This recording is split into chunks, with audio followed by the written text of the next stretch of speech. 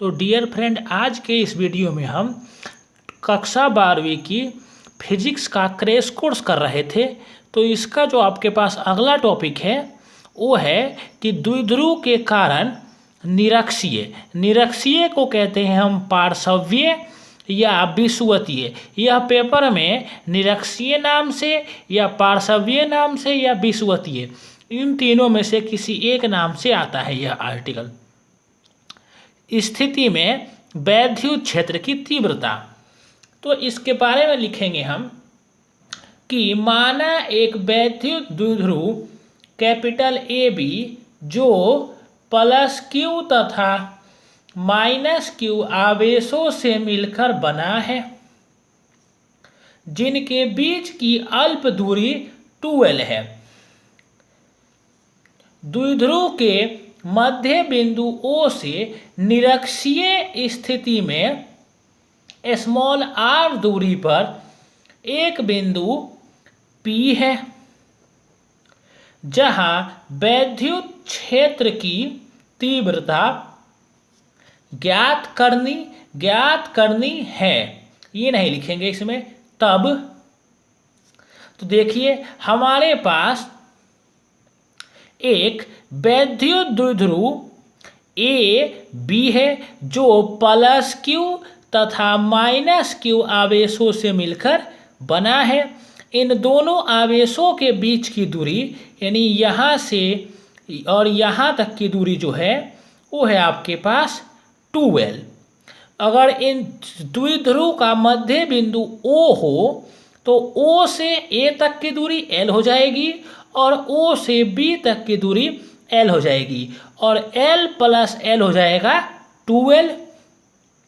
और हमने लिखा इसमें कि द्विध्रुव के मध्य बिंदु O से स्मॉल r दूरी पर निरक्षीय कहते हैं बिल्कुल सीधी रेखा में ऊपर लंबवत एक बिंदु P है, यानी इसी पॉइंट पर हमें वैद्युत क्षेत्र की तीव्रता ज्ञात करनी है। तब प्लस क्यू के कारण वैद्युत क्षेत्र की तीव्रता इधर बाहर की ओर होगी E1 और माइनस क्यू के कारण बिंदु P पर वैद्युत क्षेत्र की तीव्रता अंदर की ओर होगी E2।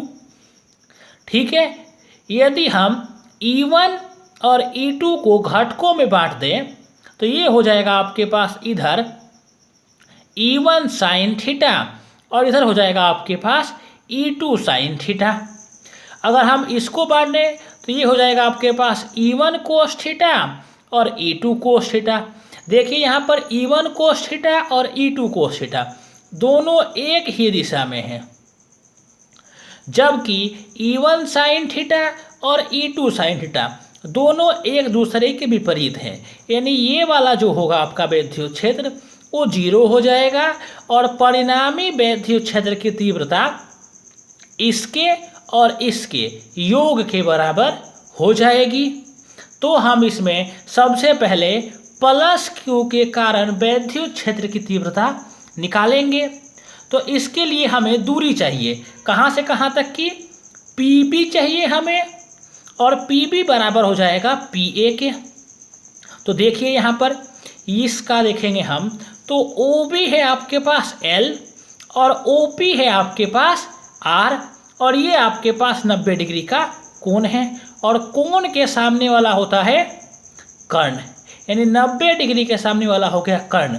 तो अगर हम इस त्रिभुज में त्रिभुज OPB में पाइथागोरस लगाएं यानी कर्ण का स्क्वायर बराबर लंब का स्क्वायर प्लस आधार का स्क्वायर, तो 90 डिग्री के सामने वाला कर्ण कोण अगर हम इसको मान लें तो कोण के सामने वाला लंब और बच गया आधार। तो ये हो जाएगा आपके पास, अगर हम इसको ले आए कर्ण निकालना चाहें ये कर्ण, तो K बराबर हो जाएगा आपके पास L का स्क्वायर, मतलब ये रहा आपके पास लंब का स्क्वायर, तो 90 डिग्री के सामने वाला आपके पास ये कर्ण लंब हो जाएगा यानी R का स्क्वायर प्लस ये आपके पास आधार हो जाएगा यानी L का स्क्वायर।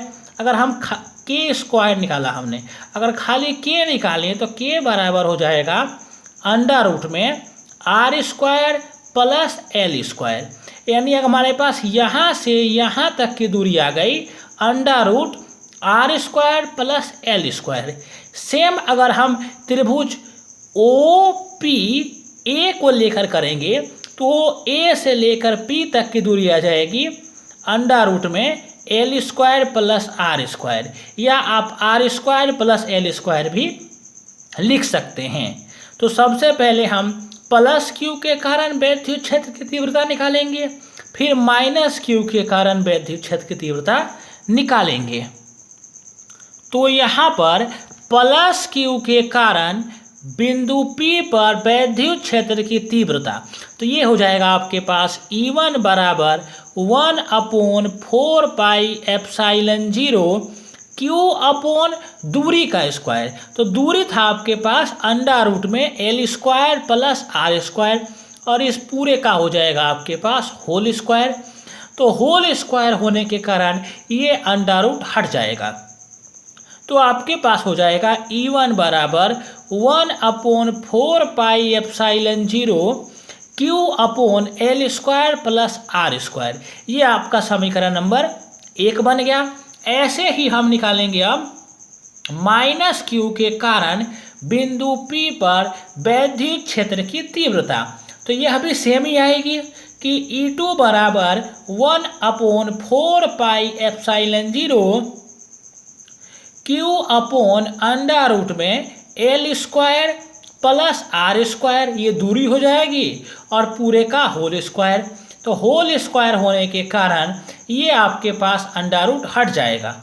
तो आ जाएगा आपके पास E2 बराबर 1/4πε0 Q/l² प्लस r²। ये हो जाएगा आपके पास समीकरण नंबर 2। अगर हम बिंदु P पर परिणामी विद्युत क्षेत्र की तीव्रता निकालें तो वो हो जाएगी आपके पास E1 बराबर E बराबर E1 cos θ plus E2 cos θ, E1 cos θ plus E2 cos θ। तो हो जाएगा आपके पास E बराबर, हम cos θ अगर कॉमन निकाल दे बाहर तो यहाँ बच जाएगा E1 प्लस यहाँ बचेगा E2। E1 का मान है आपके पास समीकरण 1 में 1/4πε0 Q/l² प्लस r², और E2 का मान है आपके पास 1/4πε0 Q/l² प्लस r²। अगर दोनों मान हम यहाँ पर रख दें, यानी यहाँ पर हम E1 का मान रखें प्लस यहाँ E2 का मान रखें, और हम देखते हैं यहाँ पर कि E1 और E2 दोनों के ही मान बिल्कुल सेम हैं। तो हम मान रखते हैं इसमें, तो मान रखते हैं तो हो जाएगा आपके पास E बराबर E1 का मान 1/4πε0 Q/r² प्लस l²। अगर हम l² प्लस r² लिखें, या आप इसको r² प्लस l² लिखिए तो भी कोई फर्क नहीं पड़ेगा। यानी अगर हम 2 + 5 लिखें वो भी 7 आएगा, या आप 5 + 2 लिखिए तो वो भी 7 आएगा। यानी इससे कोई फर्क नहीं पड़ता कि आप किसको पहले लिख रहे हैं और किसको बाद में लिख रहे हैं। तो E1 का मान हो गया आपके पास ये वाला, प्लस E2 का मान हो गया ये वाला, और बाहर है आपके पास cos θ। देखिए ये पूरा यहाँ भी कॉमन है और यहाँ भी कॉमन है, तो इस पूरे को ही हम बाहर निकाल देंगे तो हो जाएगा आपके पास E बराबर Q/4πε0 1/r² plus l²। Bracket में बच जाएगा आपके पास, और यहाँ से हमने सब कुछ ही बाहर निकाल दिया है तो यहाँ बचेगा 1 प्लस यहाँ से भी हमने सब कुछ बाहर निकाल दिया है तो बच जाएगा आपके पास यहाँ भी 1, और बाहर आपके पास cos θ है। तो हो जाएगा अगले स्टेप में यहाँ पर E बराबर Q/4πε0 1/r² प्लस l² गुना 1 + 1 2 गुना cos θ। अगर हम चित्र में त्रिभुज AOP को देखें तो वहाँ से अगर cos θ निकालें तो क्या होगा, तो तो लाल बटे कक्का से होता है आपके पास साइन कोस, कोस होता है आपके पास आधार बटे कर्ण। तो देखिए आप त्रिभुज APO में होगा 90 डिग्री के सामने वाला कर्ण, अगर ये थीटा कोण है तो कोण के सामने वाला लंब ये आपके पास लंब हो जाएगा और ये आपके पास आधार हो जाएगा। और हमारे पास था कि कोस थीटा बराबर होता है इस फॉर्मूले से A अपॉन के। तो A का मान क्या है आपके पास L अपॉन K का मान ये पूरा है कि अंडर रूट में L² प्लस R²। तो इस मान को हम वहाँ पर रखते हैं। तो आपके पास कोस थीटा बराबर हो गया था L अपॉन अंडर रूट में R² प्लस L²। तो इस कोस थीटा की जगह पर आप ये पूरा मान रख दीजिए। तो हो जाएगा E बराबर Q upon 4 pi epsilon 0 1 upon R² plus L², 2 गुना कोस थीटा का मान ये रहा पूरा का पूरा L upon under root R² plus L²। तो इसे आगे हल करिए आप, तो हो जाएगा E बराबर 1 अपॉन 4 पाई एप्साइलन 0 Q गुना 2L बटे R² प्लस L²। और ये अंडर रूट का मतलब होता है कि घात 1/2 है, यानी इस अंडर रूट का मतलब हुआ कि घात 1/2 है। तो इसकी घात हो जाएगी 1/2 और इसकी घात हो जाएगी 1। तो आपको तो पता ही होगा कि गुना में घातें जुड़ जाती हैं, तो 1 प्लस 1/2। तो इसके नीचे 1 मानिए तो एलसीएम ले लीजिए 2, तो 2 प्लस 1 यानी ये आ जाएगा आपके पास 3/2।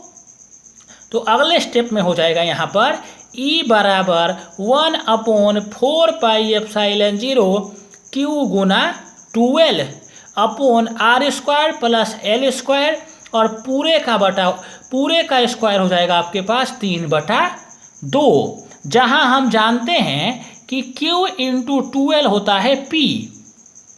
तो हो जाएगा आपके पास P बराबर, P क्या है, ये P है वैद्युत द्विध्रुव आघूर्ण। क्या है P, ये P है वैद्युत द्विध्रुव आघूर्ण।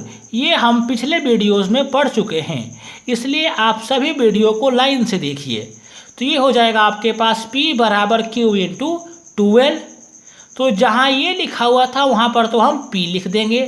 साथ ही हम जानते हैं कि R जो है वो बड़ा है L से, तो R² बहुत ही बड़ा हो जाएगा L² से, तो हम नेगलेक्ट कर देंगे L² को, यानी L² को हम छोड़ देंगे।